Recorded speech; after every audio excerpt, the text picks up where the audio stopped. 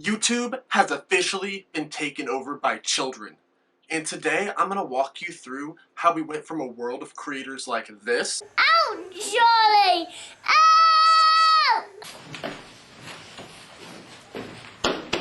to a world of creators like this.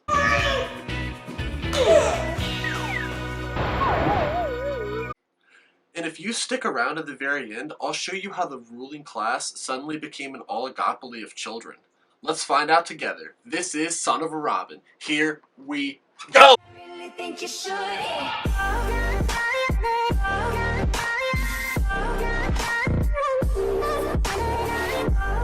Welcome back everyone, this is Son of a Robin where I talk about everything YouTube, and today we're going to look into how children have all of a sudden just taken over the entire space of YouTube. Goodbye Pewdiepie. You have taken 2 steps too far. How dare you? YouTube is basically this huge iceberg where you can just see the top, the tippy top of all the content on YouTube. But every day there's hundreds and hundreds and thousands of hours of YouTube content being uploaded. So there's all this stuff that's being uploaded, from challenge videos to pranks to daily vlogging. But what is rising to the top is children's videos. It has taken over the internet space. But we're going to talk about how the kids got there. YouTube was created in 2005, and in the early 2010s, about 2013, the big creators were Smosh, PewDiePie, Jenna Marbles. They really took over the majority of the space that YouTube had. And then you'll sort of notice that as the music arena of YouTube started to develop, people were watching the songs over and over again on repeat, because with actual content that you watch, you only want to watch it one time. It might be a how-to video, it might be reacting to a memes or whatever. But with music, people wanted to listen to the songs over and over again. Basically, there was a surge of music channels and music videos. You had Eminem and Katy Perry starting to rise to the top as well. However, in 2019, all of a sudden, we started seeing just this outpour of children's channels ranking all the way to the top. It was the tail end of 2019 when we could kind of see the kids' channels taking off, but 2020 was the year that changed everything, that YouTube really saw kids taking over the entire platform. In fact, today, of the American YouTube channels, there are a handful that mark the top 10 and top 20, including CoComelon, which is the #1 most subscribed YouTube channel in America today. One of the inspirations that led me to record this video today is when I found out last month Baby Shark passed the song Despacito for #1 most viewed YouTube video of all time. Baby Shark. And it doesn't stop there. The list goes down. There's so many different YouTube videos that have the most views over top of just regular songs or regular videos. And you can see the same trend applying with these children's channels. Over the past 1 to 2 years, they weren't even in the rankings. And then all of a sudden it's just like Thanos snapping his fingers and half of everything suddenly disappeared. All the other content creators, they dropped out of the list, and it's like all these kids channels just suddenly filled over. It's pretty crazy in retrospect, because kids don't really have a voice. They're not here to talk about CoComelon, so when there's more adults or grown-ups in the YouTube space, we don't really think of, oh, this is what happened today on CoComelon. Can you believe Barney didn't share his Doritos with Chester? With us, we talk about the different news and different media that's going on within YouTube. There's these different reaction channels, there's these different drama channels. However, there's not much going on within the children's space when it comes to that, so it's really interesting to kind of dip your toe in and realize that there's a lot of stuff beyond just what you and I see. It might be natural to think, yes, it makes sense that a lot of children are watching these videos because there's a lot of children who aren't doing a lot of things. And to an extent that does make sense, right? Children have more times on their hand, so they can watch more videos. But I really want to flip that on its head and talk to you about something that happened at the very beginning of 2020, and we'll investigate this together to figure out why this is happening in the YouTube space. Basically, the FTC, or the Federal Trade Commission, has been in charge of making sure YouTube has been following guidelines to ensure that children have their privacy online, and they wanted to make sure that Coppa, as it's called, was being enforced. YouTube did not do a good job at all according to their standards. So they actually ended up suing YouTube and winning a $170 million lawsuit. All of a sudden YouTube was like, yeah, guys, we're gonna have to get this fixed. It was fine before when we were not losing any money, but now we're losing money, so y'all are gonna have to do something here. but here's the funny thing. According to YouTube, it's not even intended for children. YouTube is not and has never been for people under 13. What? The most subscribed YouTube channels are children's channels. What? If you had a children's channel, you were kind of screwed, especially if you were smaller, because you could not have the same amount of control and gain income in the same amount of way. In order to protect the children's privacy, they turned off comments, they removed ink cards suggesting recommended videos, they turned off notifications, they made it so the ads were way fewer, and the little ads that they do have, they were not personalized in the way that YouTube ads are currently today for viewers like you or I.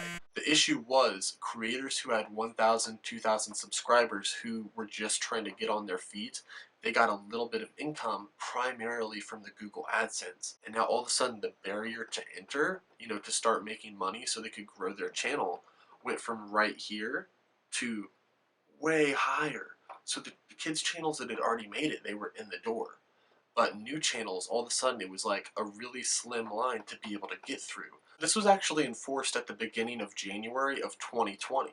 And the funny thing is that twists everything on its head is it was at the very tail end of 2019 when you started to see these channels jump into the top 10. So remember that when we get to the end of the video and we start talking about the oligopoly of these top channels. And other YouTubers are still able to sell merch, but again, it's very hard for any of this stuff to happen when you're a smaller channel, where these small channels have the primary income from this Google AdSense until they really take the steps to get a little bit bigger. In order to understand how these kids' channels overcame this barrier, it's very critical that we think about the landscape of society and how media has shaped our children's youth today. When I was a child, I was watching Scooby-Doo on my parents' TV through cable. Everyone's watching on their mobile device now. It's no longer you watch whatever's on TV. It's you can watch whatever you want on your phone. In 2015, in fact, that's when YouTube Kids, the app, came out, which allowed kids to start watching kid-specific content only. It was a safe space. So that made parents feel more safe about children being able to watch their videos. In fact, there are 69 countries that have the YouTube Kids app within their country. And that's on Wikipedia. And the way that that's phrased makes it sound as though there's still more coming. I think one of the biggest reasons that growth has just started being seen for these kids channels comes from the kids app. A lot of parents don't want their kids to just be able to see whatever is on YouTube. They want a safe space for their children. In fact, it wasn't until 2019 that they even came out with a YouTube Kids web version. That's how slow the process has been. Before we get to the end of the video, I'd like to ask you guys a question. Do you guys think that kids channels are going to take over YouTube even more, stay about the same, or kind of take a step back? Go ahead and leave your answer down in the comments. So in a study done, 80% of parents had said that their kids watch YouTube, and 53% of those same parents say that their kids have watched it daily. However, in a different study, kids aged from 4 to 11 had been found to have watched an average of 85 minutes a day on YouTube, which is far above the rate of the average person. Now let's take Spain and put them under the magnifying glass with this example. 88% of kids there watched YouTube.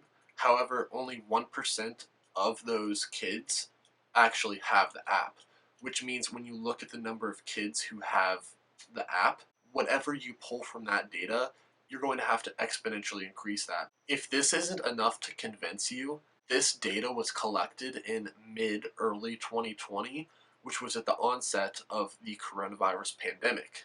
And this is crazy because from that point up to now, kids have been fully transformed into hybrid classes. So we can pretty well infer that this watch time of 85 minutes spent daily on YouTube is going to be relatively higher than what we see then. So I'm kind of guessing that we're going to see an increase in watch time from what we've seen in 2020. It's a little bit weird to think about it that our American society kind of follows an oligopoly in terms of the capitalistic results.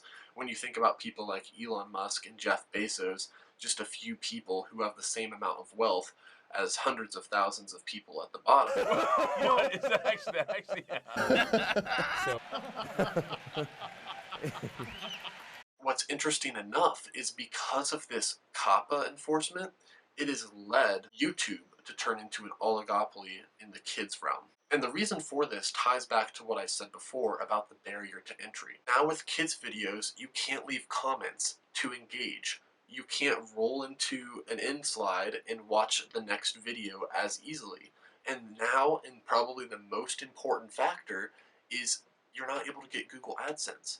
And so anyone just starting out with a kids channel, unless they have a stroke of luck, you're not going to be able to start making any type of money. So the requirements for your time and the requirements for the equipment you need to buy to upgrade as you grow that you might get otherwise as you get 1,000 subscribers, 2,000 subscribers, you're not getting any income from that. So people who are starting off are really stuck at the bottom and it's hard to grow. Now this is all just my theory, but I think it makes perfect sense because like I said, the top kids YouTubers were rising at the tail end of 2019. And when did this Coppa agreement go into effect? The very beginning of January 2020. So the top kids YouTubers who were growing were already there at the top. Now there might be some middle of the rung kids channels that are still growing and going to exponentially grow, and that's why my question still remains about, are kids channels going to take over completely? And there might be a few small channels that have that stroke of luck to get up, but when you realize it's so much harder to work your way up the chain for kids channels, you realize this rule is nice in the sense that it protects children's privacy, but it's awful for the content creators itself. These content creators who are already at the top, they have no competition now. And that is, at the purest form, why I believe these kids videos are getting so many views and so many subscribers. There's not as many channels to view, right? Otherwise, let's say there'd be 200, 300 channels fighting for all these views. All of a sudden, that's become the 10 top most popular channels on all of YouTube. It's these kid channels pretty much. There's no competition. It's an oligopoly. But again, this is just my opinion. These are just ideas that I've had that I'm bouncing around in my head. But I'd be curious to hear what you guys think. So leave a comment down below, leave a like, and of course, if you guys like what you're seeing today, subscribe to my channel. My channel is sort of focusing in on everything YouTube, the ups, the downs, different content creators, different themes, different genres. But that's all for now, and this has been Son of a Robin. Lights off!